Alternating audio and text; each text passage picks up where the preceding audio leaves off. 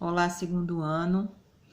Vamos aqui para o nosso último tecido, que é tecido nervoso, dentro da histologia humana.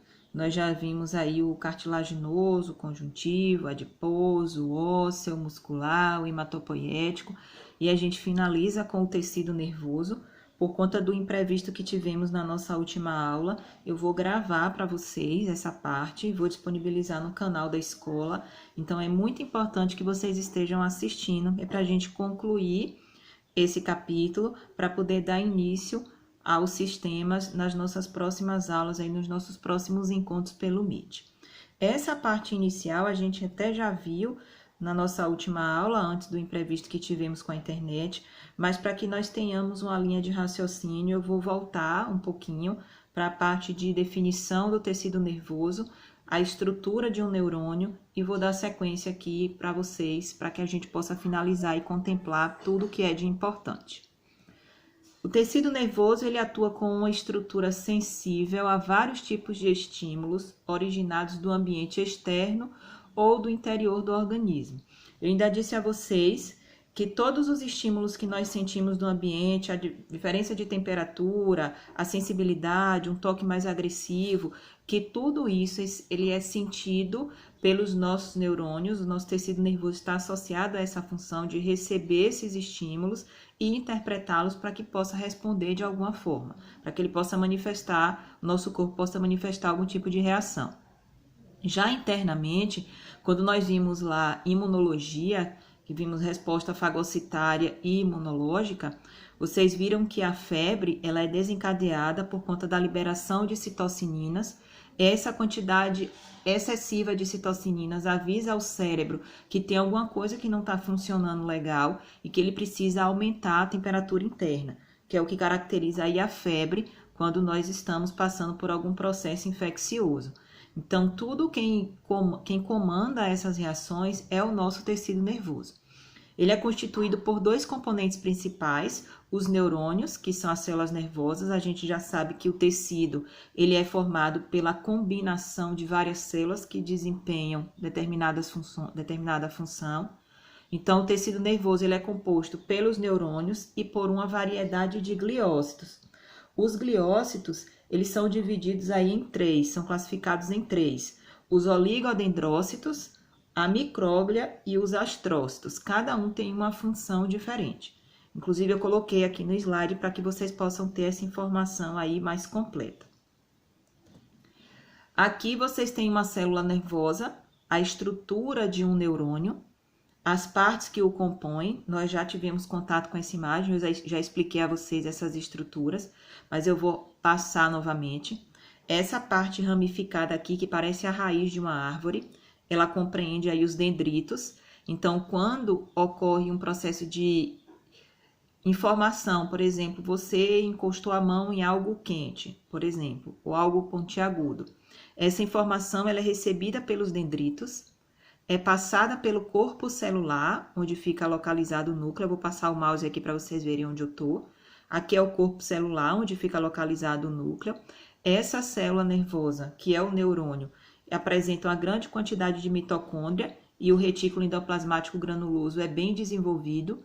Eu já comentei com vocês que o retículo endoplasmático granuloso ele apresenta ribossomos aderidos à sua membrana, e os ribossomos vocês também já sabem que ele está associado à síntese proteica. Então, aqui vocês têm o corpo celular, que é essa parte estrelada. A prolongação maior a gente chama de axônio. As terminações axonais dentro dessas bolsas aqui, dessas vesículas, é onde ficam guardados os neurotransmissores. Esses neurotransmissores vão ser liberados em uma fenda chamada de fenda sináptica, passando essa informação para o próximo neurônio. Então, a informação ela é passada de um neurônio para outro através dessa liberação de neurotransmissores. Essa parte em lilás é chamada de extrato mielínico ou bainha de mielina. Vocês podem ouvir com esse nome também em outras bibliografias. Esse extrato mielínico, ele funciona como um isolante, ele protege o axônio. Aqui vocês têm o nó neurofibroso, ele tem um objetivo de ser assim, saltado, vocês estão vendo aqui que tem essa proteção do extrato mielínico, mas ele não é contínuo, ele tem esses intervalos e tem uma razão de ser. O impulso nervoso acontece de forma saltatória e acontece justamente nessa região onde não tem o extrato mielínico. Tem outras imagens lá na frente que vocês vão compreender melhor.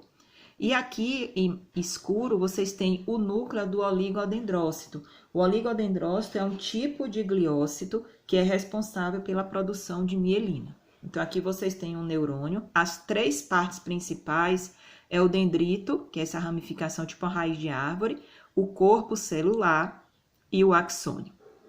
Tá certo? Vamos aqui para o próximo. Os gliócitos, lembra que eu disse a vocês que o tecido nervoso ele é constituído por dois componentes principais, o neurônio, que foi o que eu acabei de mostrar, e os gliócitos, que são esses aqui que eu vou apresentar para vocês. Os gliócitos estão localizados apenas na região encefálica e na medula espinal, que compõem o sistema nervoso central. A gente vai estudar sistema nervoso e vocês vão ver que o sistema nervoso central, ele compreende as regiões encefálicas e da medula espinal. Olhem os três tipos de gliócito aqui: micróglia, astrócito e oligodendrócito. Deixa eu explicar para vocês a função dos astrócitos. Os astrócitos, eles têm função de nutrir o neurônio. Eles são responsáveis pela nutrição do neurônio e ele vai retirar os nutrientes dos capilares sanguíneos. Então, olhem que na imagem, os astrócitos, eles ficam associados aos capilares, porque eles vão retirar todos os nutrientes necessários para manter a nutrição do neurônio. Além disso, os astrócitos, eles suportam e protegem as células nervosas e formam uma barreira que evita que diversas substâncias tóxicas do sangue cheguem até o encéfalo. Então, qual a função dos astrócitos? Eles têm função de nutrição, eles retiram os nutrientes dos capilares sanguíneos.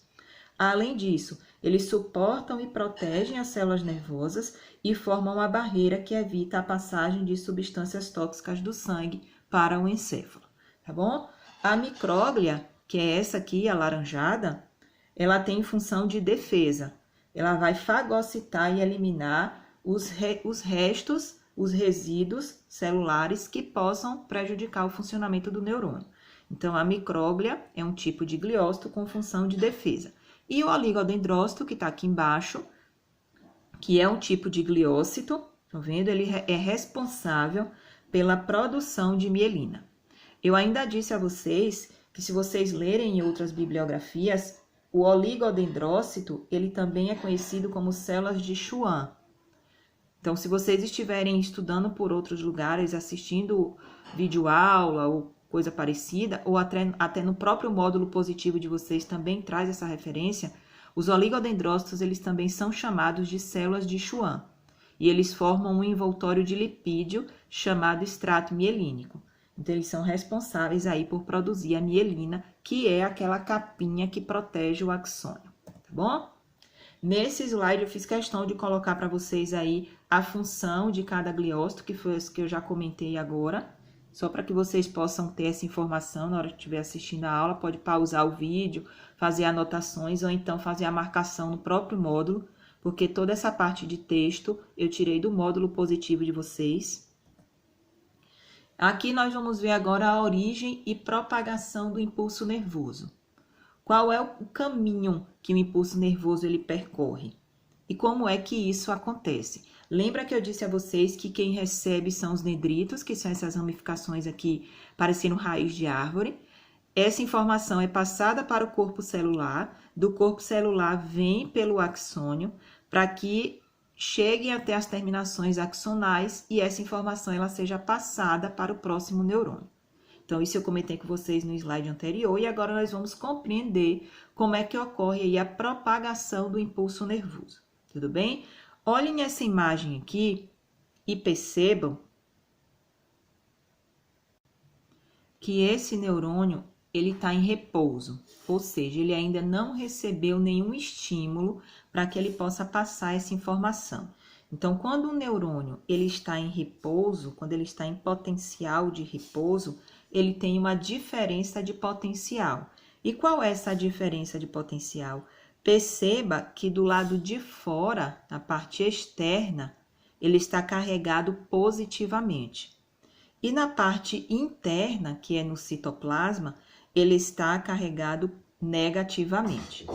Então, quando o neurônio ele está em repouso, quando ele não foi estimulado ainda, quando ele não recebeu nenhum tipo de condução, nenhum tipo de informação, ele permanece com essa diferença de potencial, positivo do lado de fora, negativo do lado de dentro.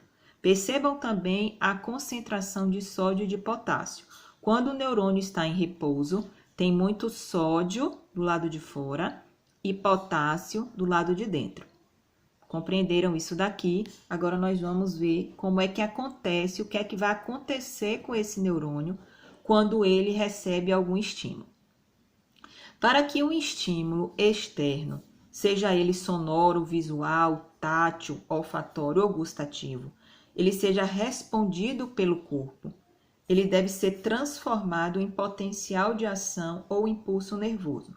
Quando você escuta uma música, ele remete a um lugar, ele remete a alguém. Quando você come alguma coisa que você lembra do tempero de alguma pessoa, da casa de alguém que você já se alimentou com aquele que tinha uma comida daquele mesmo sabor. Então essa informação, ela é passada através de um impulso nervoso. Então esses estímulos externos, eles vão ser passados de um neurônio para outro. E como é que isso acontece? Olha o que eu coloquei nesse quadradinho verde aqui, que foi tipo um resumo para que vocês entendessem o que é que está acontecendo na imagem. O impulso nervoso, ou potencial de ação, que é a mesma coisa, é um movimento coordenado de íons de sódio e potássio pela membrana celular dos neurônios. Eu acabei de dizer a vocês que quando o neurônio ele está em repouso, ele está positivo do lado de fora e negativo do lado de dentro. Quando esse neurônio ele recebe um estímulo, ele vai passar por dois momentos que caracterizam um potencial de ação, que é a despolarização e a repolarização. É tudo muito simples de vocês compreenderem. Traduzindo para vocês aí o que é a despolarização e a repolarização, a despolarização é uma inversão de polaridade. Olhem aqui. Do lado de fora, positivo. Do lado de dentro, negativo. Quando o neurônio está assim, é porque ele está em repouso. Então, quando ele recebe um estímulo, vai ocorrer uma despolarização. Vai inverter essa polaridade. Então, perceba que abrem-se canais de sódio. O sódio que estava do lado de fora começa a entrar e o que antes estava negativo começa a ficar positivo. Milésimos de segundos, em 1 milésimo de segundo depois, 1 milissegundo, que é coisa assim, piscou, nem sei se piscou, aconteceu de tão rápido que é, os canais de sódio, eles se fecham e se abrem os canais de potássio. Como vai abrir canal de potássio? O potássio, ele volta para onde ele já estava e repolariza esse neurônio. O que é repolarizar? É voltar aquele estado de diferença de potencial, onde internamente ele fica negativo e do lado de fora ele vai ficar positivo. Resumindo tudo de forma muito fácil, um neurônio, quando ele está em repouso, ele apresenta uma diferença de potencial. Do lado de fora, do lado externo, ele é positivo e do lado de dentro, no citoplasma, ele é negativo. Só que quando esse neurônio ele é estimulado, ele recebe um estímulo externo, não importa qual seja, vai ocorrer um potencial de ação, um impulso nervoso. E como é caracterizado esse impulso? Primeiro, vai ocorrer uma despolarização, vai ocorrer a inversão de polaridade. Então, onde estava positivo começa a ficar negativo e onde estava negativo começa a ficar positivo. Por que que isso acontece? Porque inicialmente abrem-se os canais de sódio. 1 milissegundo depois, os canais de sódio se fecham e abrem-se os canais de potássio, voltando à polaridade inicial, ou seja, ocorrendo um processo de repolarização, certo? Esse transporte de sódio e de potássio acontece de forma ativa. A gente estudou isso lá no primeiro ano. Lembra de bomba de sódio e potássio? Quando a gente estudou transporte de membrana, é isso que vai estar acontecendo aqui. Então, o neurônio em repouso que recebe um estímulo, ele vai sofrer uma despolarização e em seguida ele vai ser repolarizado. Tá ok? Eu tirei essa imagem também do módulo de vocês. Aqui são as etapas do impulso nervoso para vocês verem o que é uma despolarização e uma repolarização. Quando o neurônio ele está em repouso, do lado de fora é positivo e do lado de dentro é negativo. Então, quando ele recebeu um estímulo, que foi o que aconteceu aqui, abriu-se os canais de sódio, então ocorreu um processo de despolarização, ocorreu uma inversão de polaridade. 1 milissegundo depois, abrem-se os canais de potássio. Esse neurônio ele vai sofrer uma repolarização. Ele volta ao seu estágio inicial, tá ok? Eu coloquei essa animação para vocês entenderem aqui, relembrarem comigo a bomba de sódio e potássio, estão vendo? Para que isso aconteça, ocorre gasto de energia. Inclusive, eu comentei com vocês em aula que o sistema nervoso ele consome muita energia, em torno de 50% ou mais da energia consumida através da alimentação é fornecida para o funcionamento das nossas células nervosas, porque para que ocorra esse processo de despolarizar e repolarizar, vai precisar de ATP, e ATP é uma molécula energética, vocês já trabalharam isso comigo. Aqui vocês têm os neurônios mielínicos, lembram da bainha de mielina que eu falei, que é aquela capinha que protege o axônio? Então, o potencial de ação, o impulso nervoso, acontece de forma saltatória. Por que acontece de forma saltatória? Porque essa bainha de mielina, ela impede o processo de despolarização e repolarização. Então, só vai acontecer o impulso nervoso nessas regiões onde não tem bainha de mielina. Por isso que a gente diz que o potencial de ação ou o impulso nervoso, ele acontece de maneira saltatória, porque ele vai acontecer apenas nesse nó neurofibroso, onde não tem a bainha de mielina. Nós falamos sobre a esclerose múltipla quando nós estudamos imunologia, que é quando as células de defesa, elas começam a destruir células benéficas do nosso corpo. A esclerose múltipla é quando as células de defesa, elas começam a destruir essa bainha de mielina. Eu até coloquei aqui uma imagem para vocês verem. Aqui. A esclerose múltipla, as próprias células de defesa começam a produzir substâncias que destroem essa bainha de mielina. Então, ela fica completamente estragada, como está aqui, ó, nessa imagem de baixo. A mielina inflamada, tá vendo aqui? Forma uma cicatriz que médicos chamam de esclerose. Por isso que essa doença é chamada de esclerose múltipla, porque essas cicatrizes elas aparecem em várias regiões do extrato mielínico. E essas cicatrizes, elas afetam o neurônio e alteram ou interrompem o impulso nervoso, provocando aqueles sintomas da doença que a gente já sabe, dificuldade no movimento, na fala, esquecimento, dificuldade de se alimentar, por conta desse impulso nervoso que fica prejudicado, tá certo? Aqui vocês têm a sinapse, tem dois tipos de sinapse, a sinapse química e a sinapse mecânica, a sinapse elétrica, desculpe. A sinapse química e a sinapse elétrica. A sinapse é o processo de comunicação de um neurônio com o outro. Então, a informação que foi recebida em um neurônio, ela tem que ser passada para os demais. Então, essa região de comunicação nós chamamos de sinapse. Os neurônios, eles não ficam em contato direto um com o outro. Por isso que tem os neurotransmissores que fazem esse processo de transmitir a informação, de levar essa informação, de levar esse estímulo que foi gerado lá nos dendritos. Na sinapse elétrica, eu coloquei imagens para vocês verem a diferença. Essas sinapses elétricas, elas são mais raras e vão possibilitar uma passagem muito rápida de impulso nervoso. Nesse caso, as células elas estão em contato físico por meio de junções específicas, não é que elas ficam coladas umas nas outras. Existem regiões específicas que fazem com que elas mantenham essa comunicação, esse contato. Já a sinapse química, elas são mais comuns e envolvem aí os neurotransmissores. Olhem aqui na imagem. Essa primeira imagem aqui, vocês têm uma sinapse elétrica. Percebam que tem uma junção comunicante aqui. São células específicas que mantêm esse contato, essa junção aqui, para que essa informação que recebida por um neurônio possa ser passada para o próximo. Então, o neurônio pré-sináptico manda a informação para o neurônio pós-sináptico. No caso da sinapse elétrica, essa informação é passada através dessa junção comunicante. Já a sinapse química, o neurônio pré-sináptico manda a informação para o pós através dos neurotransmissores, porque eles não têm essa junção comunicante. Esse espaço que fica entre eles aqui, essa fenda, a gente chama de fenda sináptica. É onde os neurotransmissores são liberados, levando a informação.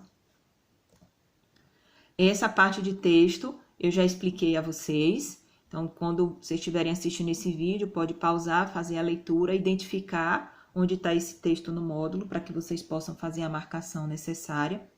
Aqui é um funcionamento da sinapse, tem essa imagem também no módulo de vocês. Então, é interessante que vocês estejam acompanhando com o livro, para ficar fácil. Está na página 32. Aqui é o funcionamento da sinapse. Percebam que aqui é uma sinapse química, porque está ocorrendo a liberação de neurotransmissores. Estão vendo essas bolinhas aqui? São neurotransmissores que mandam a informação de um neurônio pré-sináptico para um neurônio pós-sináptico. Tá certo? No módulo de vocês também tem uma tabelinha com 5 neurotransmissores e a ação de cada um deles. A acetilcolina, por exemplo, é um neurotransmissor que está associado aí à memorização e aprendizagem.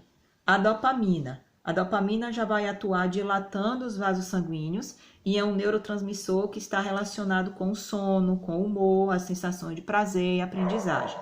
A endorfina é um tipo de neurotransmissor que é produzido pelo cérebro, que em situações de estresse físico ou emocional, eles vão atuar amenizando a sensação de dor.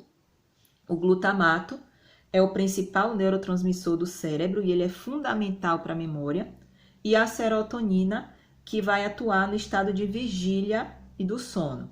Está atuando também no apetite e relacionado ao bom humor e à sensação de bem-estar.